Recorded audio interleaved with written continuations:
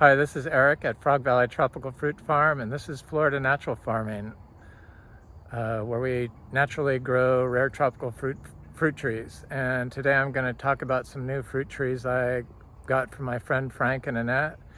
They have an amazing collection and like 3 farms of 25 acres total in Fellsmere, and Frank and Annette have probably the best personal nursery I've ever seen in my life, and they bring me plants and I love it.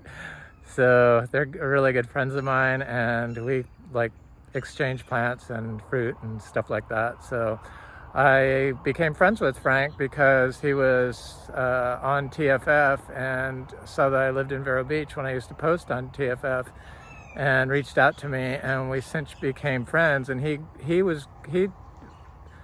had was growing like this, similar to this, but really didn't understand totally how it was being done.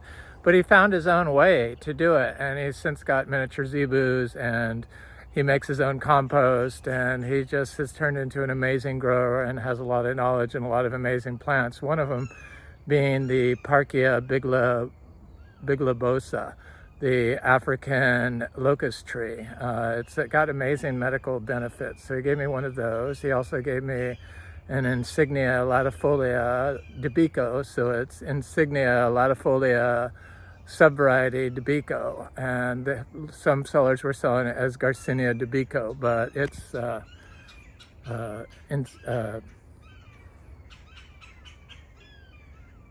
Insignia, Platonia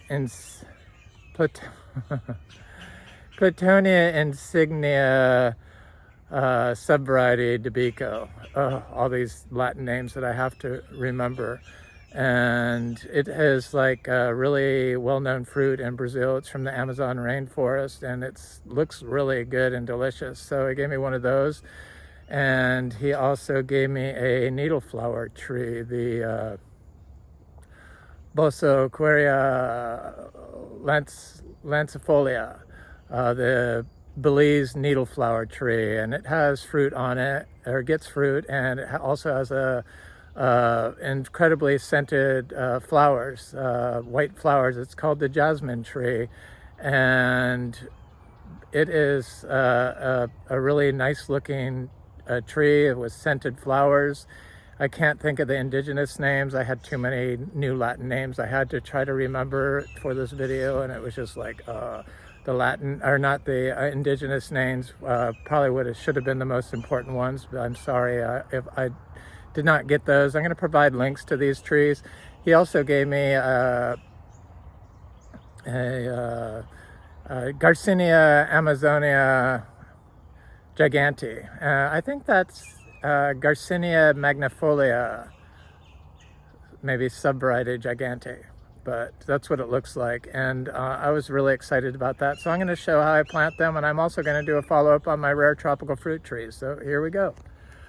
Our rare tropical fruit trees, ultra tropical fruit trees that had to deal with the recent cold temperatures in the 40s, because a lot of them say they will die, like Durian or Pedelai or Marang, and I found that wasn't the case. I found that they didn't even suffer. But we focus on the Phyto microbiome, so the biology in the ectosphere, the endosphere, and the rhizosphere of the plant. So here's a little Marang seedling that I planted direct sown in the ground, and it's got lots of cover over it. It is doing swell, and never even flinched from the high 40s we got here for a prolonged period. It was could give you a stress if you let it, but I don't get stressed out over cold, because it's happened too many times here, and growing cacao for so long, and how they say that you can't grow it below 50 degrees, and people are trying to develop cold tolerant cacao, where we have developed it, but it's really not developing the tree, it's developing the biology in the soil. And here's a breadnut tree, and that new leaf looks great that's coming out on it. And so I direct sowed 40 breadnut trees, and they all seem to be doing well. And we don't water anything. We don't have to worry about watering plants, and we don't have to worry about cold, thank God. I just noticed this tree here. I'm hoping that that is a, I'm not sure what that is. It's a Garcinia, I know that. So we started this farm to be a Garcinia farm 8 years ago this month, or like last month, I guess, so 8 months. And I've been focusing on soil health for basically, I don't know, 7 of the last 8 years. But we always focused on organic and biodynamic, because we were biodynamic certified and we also were organic certified. And now I'm just influenced by them, and we are not certified by either one of those disciplines. So we are not organic certified and we are not biodynamic certified. The rare aerides like this Burley Marks Flame, Philodendron Burley Marks Flame, no problem whatsoever from the cold weather. And you read stuff and it says that all these plants that can't take below 60 degrees or below 50 degrees, like this Philodendron glorious, shouldn't be alive, and they shouldn't look so good after the cold stress. But I found that a lot of the information is incorrect when you're growing biologically. So if you're focusing on the Phyto microbiome and protecting the growing area, which means not disturbing it, which means not walking on it, which is what we do here, it does just fine. There's a Talicia species that has a giant longan-like fruit. We got 2 Talicia species, Floraceae and Melococcus. The little cacao seedlings seem to do fine, no cold stress. This is Talicia floraceae, and no, I'm not sure what cold tolerant they are. There's not much information on them, but they're tropical fruit trees. And here's our little coffee, no problem. Little cacaos, no problem. Pulasan tree, no problem.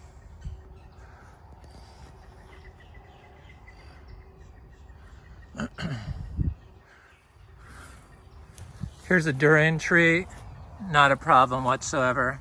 No leaf drop, no leaf stress, never been watered. We don't water plants when we plant them in. These were nursery bought durians from Lara Farms. I like Lara Farms trees. This is the one I did the video of where I planted it a month ago, I guess. Durian, and no cold stress, did not drop its leaves. And guaranteed, if they say that they will die and drop all their leaves at 45 below, that in the 40s, even if it's the mid 40s or upper 40s, they would surely show a sign that they're going to be dropping leaves or something. They wouldn't look so healthy. And I can tell that they're still in a growth phase. They're not in a shut down for winter phase. And so it just really wants me to expose and shine a light on what biology can do. And we all know that you can mediate freezing temperatures in plants by water, wind. You can also do it with lights. So red lights, I guess, in combination with blue lights.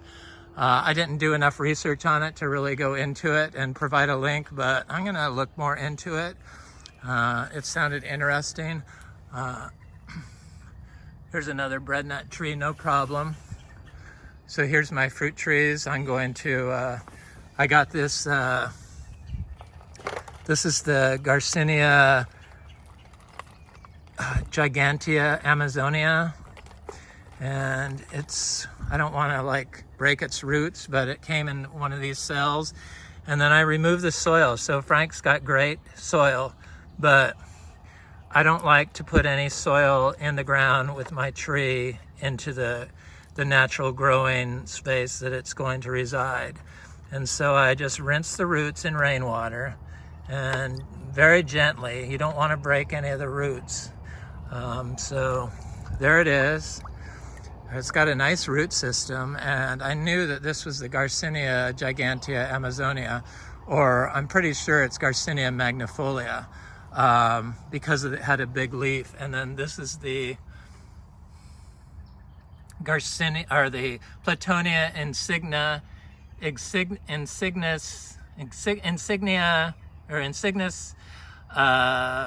dubico. So it's similar to Garcinia, and it looks like a Garcinia, but it has a nice big fruit on it, and it has a case around the fruit, the flesh of the fruit, that's very good, and it looks and sounds delicious, and it has health benefits, which I'll provide links to. All kinds of health benefits. So here's our cacao, and you can see the fruit looks fine. It's not damaged from in the 40s like a lot of people think.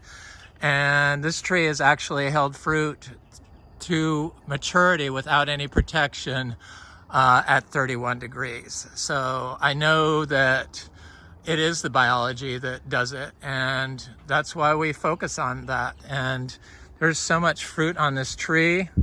There's little fruits up here. There's fruits over here. And none of them turned yellow from the cold weather. So this is the Parkia bilobosa, the African locust tree, and that has amazing health benefits. Plus it's a nitrogen fixing tree, has beautiful globe-shaped red flowers, and then like tamarind like seed pods, because it's a bean. And then this is the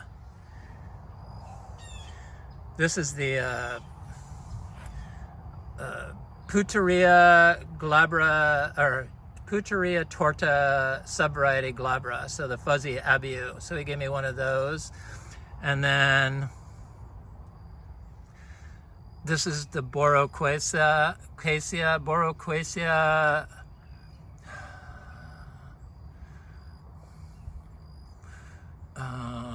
I can't think of the second name, but I'll do a link to it. Boroquacia, it's the needleflower, so the Belize needleflower tree. And then he gave me some seed-grown sapodillas and some seed-grown ackee, because he has huge producing ackee trees. His wife is Jamaican, of Jamaican descent, from Jamaica, but she's lived in the US for a long time. And they're both nurses, and so Frank's totally, and Annette are totally into medicinal plants. And so I kind of just focus on fruit. There's a breadnut tree that looks great. There's another one. No stress from the cold. I mostly focus on, I curate my collection because I want dessert fruits. So, but I also collect rare aroids, and I'm like open to medicinal plants, like the African locust tree, the Boroquacia insignis. Is that it? Oh.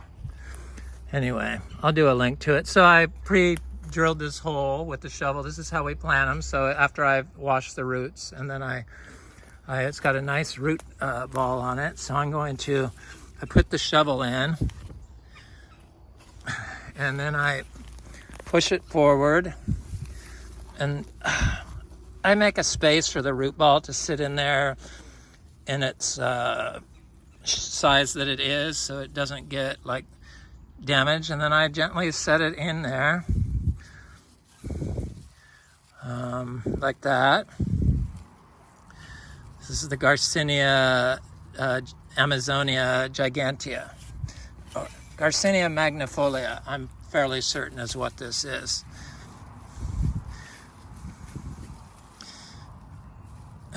But I could be wrong, but I've been wrong before. I make mistakes, and Hopefully there's not too many mistakes in this video. I have to give blood, and I'm kind of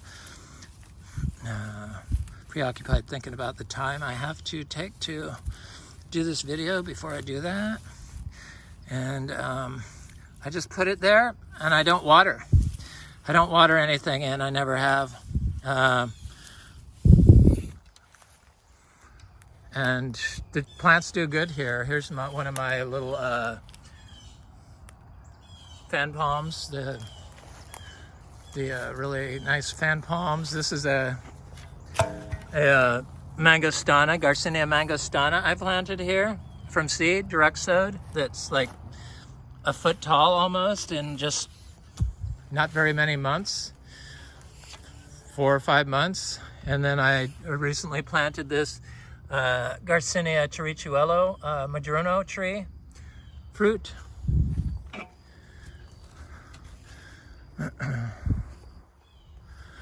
Platonia insignis is the Bakuri. That's it. That's the Platonia insignis.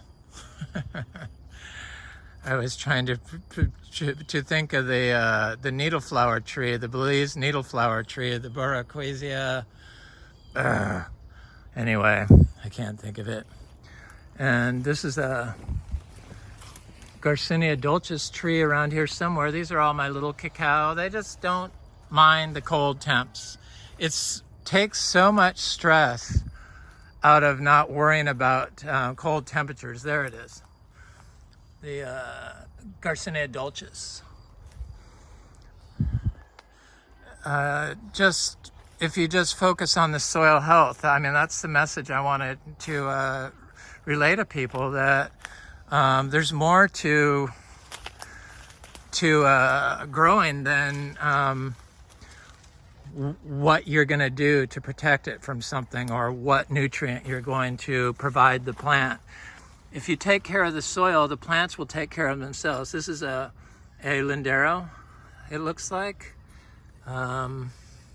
Garcinia. And it hasn't been that long since I planted that either. It's got lots of leaves on it all of a sudden. There's where those rabbits live. It looks like an armadillo hole in there, but they come out and eat my plants. We have some good size Garcinia mangostanas going on. So here's a Pedelai tree. Didn't seem to mind the cold, and I planted this just like the other little tree I just planted. And a little cacao. We have about 100. There's another breadnut tree right there. We have about 100 cacao trees, seedlings, all seed grown. Started Criollo cacao, Trinitoro cacao, and yellow rib cacao. And our Trinitoro cacao started flowering for the first time, one of them this year. So I imagine next year we will have Trinitoro fruit and yellow ribbed cacao fruit. So I'm quite excited about that. I guess I could have looked on the tag to see what that Boraquasia was. Boraquasia. But I think I threw the tag away. So this is the Garcinia amazonia gigantea, or Garcinia magnifolia, and then this is the Puteria glabra, or Puteria torta glabra, and then this is the Parkia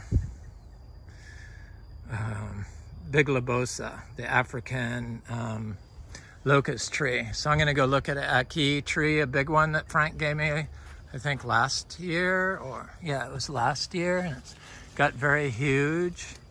Little cacao trees are doing good. They're everywhere. I've started putting them in new places because once I figured out to remove the soil from around the cacao and other fruit trees before I plant it and just plant them bare root, they all seem to start surviving. None of them would have any die-off. And if you get them from the nursery, the reason why you remove it is because in a dry farm system, the plant will burn, the roots will burn the plant, and the plant, there's the ackee. It looks quite healthy. And now I'm going to look at this breadnut, and then I'm going to go look at the Puteria torta glabra, the fuzzy abu tree, which seems like a amazing fruit to grow. So here's another breadnut tree.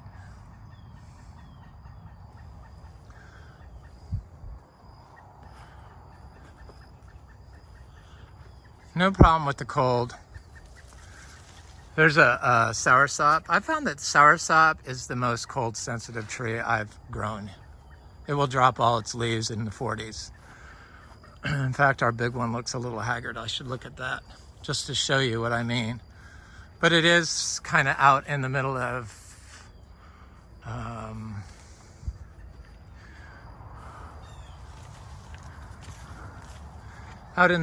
the no protection. It has no overstory.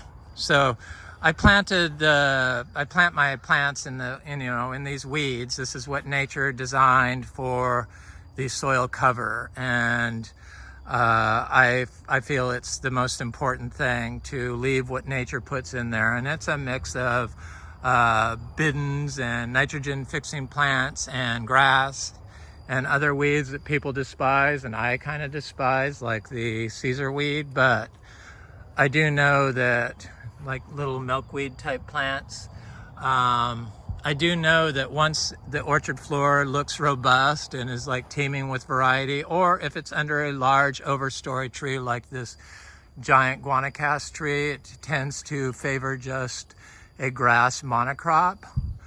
But out in the open where there isn't so much overstory, it should have a variety of different weeds. And then I start changing it by planting ground covers into it, like my here's a little breadnut tree, or no, this one looks like a breadnut.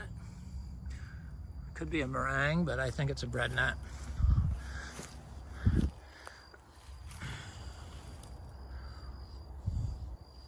So this tree I planted here, and in the summer when the weeds get very aggressive, sometimes it can smother the tree. So after the drought starts and it moves into a winter phase, which we are now, then the cover kind of starts dying back, and I'm able to see the tree. So here is that little fuzzy abu that it's got new leaves on it right here coming out. It looked like a rabbit chewed the top of it, which is a problem. I could tell the rabbits have been around here. So rabbits are a problem. They usually will get my favorite plants. And then here's a Plinia inflata tree next to a little Miko lemon, one of our lemons. So I'm going to look at that big soursop tree just to show you what it does in the winter when the temperature drops into the 40s. It's never killed it. Even the 31 degrees did not cause any branch dieback. But last year, when it got 40, below 50 degrees, it dropped all its leaves, which kind of surprised me. But it was also a severe drought. I think that had something to do with it. This year, because it hadn't done that in the previous years when it got in the 40s. It kept its leaves until we got frost. I don't think we get frost anymore, finally. And I believe that was due to the application of the biodynamic Horn 500 that I put directly into the soil. I plant the whole horn in the soil in areas where I've had freeze issues, or areas of compaction, or areas where there's lack of diversity. As you could tell, there's no lack of diversity here. These are the things that I despise, the Caesar weed, but they are a major nitrogen accumulator. But look at this guanabana tree. It just looks like it's a little cold stress, got a little cold stress. I know the wind really affected it, but I think that the cold temperature affects it more. And I think that possibly is the most cold sensitive plant that we're going to be growing, because I can tell that the the meringue and the breadnut and the durian and the cacao and the Kepel tree. Forgot to look at the Kepel tree. I should go do that. So the Kepel tree is a tropical fruit that is from Thailand that was only owned by royalty. The royal family had it, and it makes all your bodily excretions smell like flowers. You know, like the needle flower tree, Buraquesia.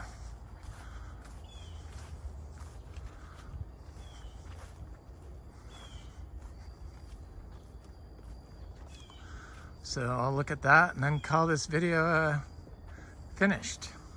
So I always wanted to grow the Kepel tree, and I've tried a few times, but they kept dying, and that was before I figured out to remove the soil. And finally, I'm like, I'm gonna try it with my new method of removing the soil from around the roots and washing the roots in rainwater and then planting, because this was a nursery bought tree. And they usually come with like horrible stuff like cocoa coir and peat moss, which I just am so anti cocoa coir and peat moss, but that's my issue. But it survived great. Here's another cacao. Anyway, that's it for my video. That was a follow-up on my cold tolerance of ultratropicals and how Phyto microbiome can protect your plant from freeze and protect you from stressing out over cold temperatures and water stress. It handles everything. I found out all these trees are able to grow without any supplemental water by me, and it's not just one or two. It seems to be all of them.